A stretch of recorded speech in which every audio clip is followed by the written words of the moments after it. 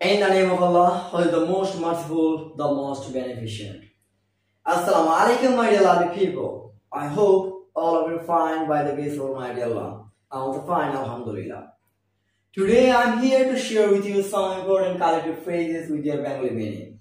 And I hope that this will enrich your vocabulary and enhance your language skills.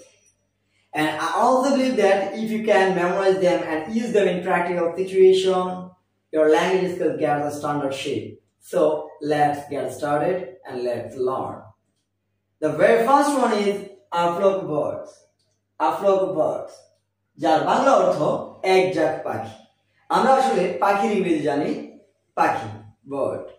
কিন্তু এক ঝাঁক পাখি সেক্ষেত্রে আমরা ব্যবহার করব a flock of birds। আমরা সবাই চুলের ইংরেজি জানি, কিন্তু এক গোছা চুল যখন ব্যবহার করব সেক্ষেত্রে আমরা ব্যবহার করব a lock of hair। a lock of hair অর্থাৎ এক গোছা চুল। a bunch of keys। আমরা সবাই চাবির ইংরেজি জানি কি, কিন্তু যখন এক গোছা চাবি তখন হচ্ছে a bunch of keys অর্থাৎ এক গোছা চাবি। পরবর্তীতে আমরা দেখতে পাচ্ছি বৃষ্টির ইংরেজি আমরা জানি rain, কিন্তু যখন আমরা বলবো এক পশলা বৃষ্টি তখন আমরা কি ব্যবহার করব? a shower of rain।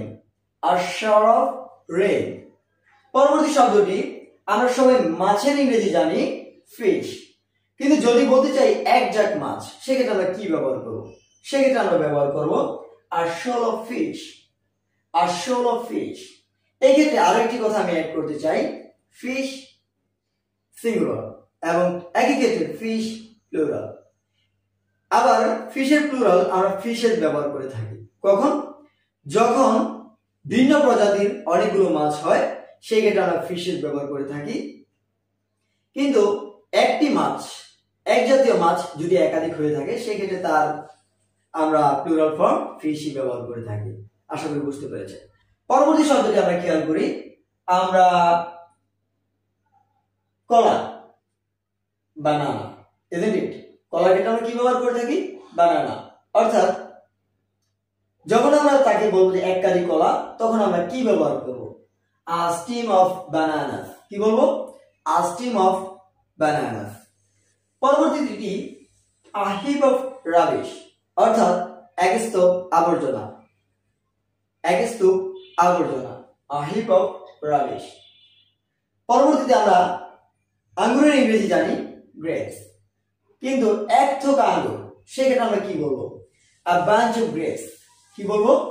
a bunch of grapes।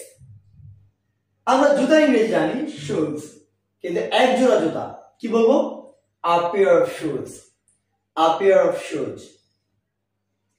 ডাকাত রোবার, robbers, কিন্তু যখন আমরা একদল ডাকাত বলবো আমরা বলবো a gang of robbers। a gang of robbers।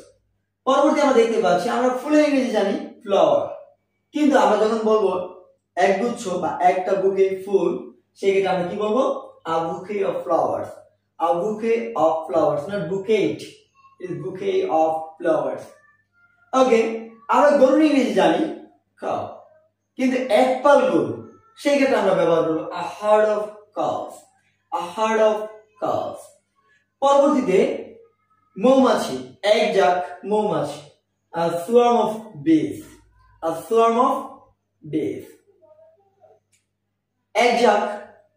এক পাল শিয়াল, a pack of foxes। a pack of foxes। একগুচ্ছ বা একগোছা বলতে পারি চেরি, সেক্ষেত্রে আমরা কি বলবো? a cluster of cherries। a cluster of cherries। এই ক্ষেত্রে আমরা লাস্ট যেই কালেক্টিভ ইডিয়মস অফ ফ্রেজটা নিয়ে এসেছি a bunch of thanks, যার অর্থ হচ্ছে অসংখ্য ধন্যবাদ। এই ক্ষেত্রে আমি আরো একটি কালেক্টিভ ফ্রেজ এখানে যুক্ত করতে চাই, a clump of bamboos। আমরা ব্যাম্বোর অর্থ জানি বাঁশ, কিন্তু a clump of bamboos অর্থাৎ এক ঝাড় বাঁশ। Okay, lastly I would like to say a bunch of thanks for watching this video. I hope that this will be very benefit to you, and thank you everyone. Assalamu alaikum.